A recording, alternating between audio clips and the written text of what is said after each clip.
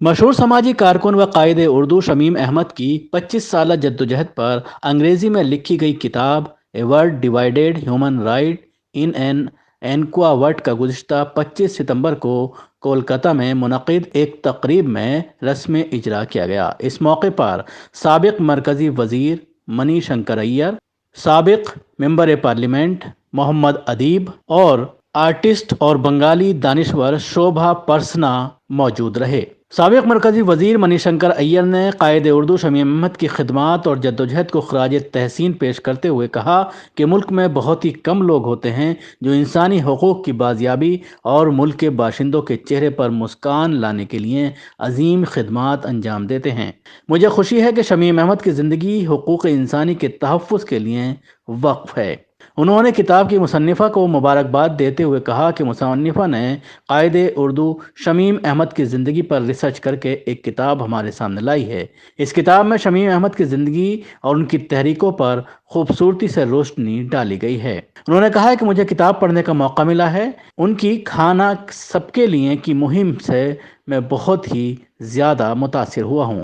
سابق member parliament اور مشہور دانشور محمد ادیب نے شمیم احمد کی خدمات کا اعتراف کرتے ہوئے کہا کہ بہار سے بنگال میں آ کر اردو کو دوسری سرکاری زبان کا درجہ دلانے کی تحریک چلانا کسی کارنامے سے کم نہیں ہے۔ انہوں نے کہا کہ شمیم احمد کو میں گزشتہ 20 سالوں سے اردو کے مجاہد کے طور پر جانتا ہوں۔ ساتھ ہی انہوں نے یہ بھی کہا کہ اردو اس ملک کی زبان ہے۔ اردو محض ایک زبان نہیں ہے بلکہ ہندوستان کی تہذیب و تمدن ہے۔ انہوں نے یہ بھی کہا کہ بدقسمتی کی بات یہ ہے کہ ہندوستان کی آزادی کے بعد اردو کے ساتھ سوتیلا سلوک کیا گیا۔ بنگال میں بھی اردو کے ساتھ ناانصافی ہوئی۔ شمیم احمد اس ناانصافی کے خلاف سینہ سپر ہو گئے۔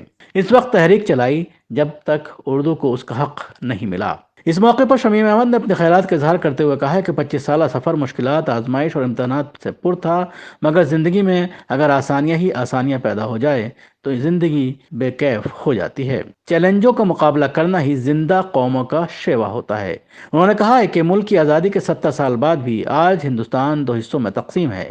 ایک انڈیا ہے جہاں سہولیات اور آرائش ہی آرائش ہیں، دوسری طرف بھارت کی عوام ہے جن کی زندگی مشکلات گھٹن سے پر ہے، وہ تمام سہولیات سے محروم ہے۔ آرٹسٹ اور بنگالی دانشور شوبھا پرسنا نے کہا کہ شمیم احمد بنگال کے فخر ہیں اور ہمیں خوشی ہے کہ بنگال میں ایسے افراد ہیں جو انسانیت کی بات کرتے ہیں اور انسانی بنیادوں پر لوگوں کے ساتھ معاملات کرتے ہیں۔ انہوں نے کہا کہ میں شمیم احمد کو گزشتہ کئی سالوں سے جانتا ہوں۔ ان کے دل میں انسانیت کی ہمدردی ہے، وہ اس کے لیے سوچتے ہیں۔ ایسی شخصیات پر کتابیں لکھا جانا چاہیے تاکہ نئی نسل کے لوگ ان سے واقف ہوں۔ اس تقریب میں سماج کے مختلف طبقات سے تعلق رکھنے والی اہم شخصیات نے بھی شرکت کی۔ Bureau report, news Max.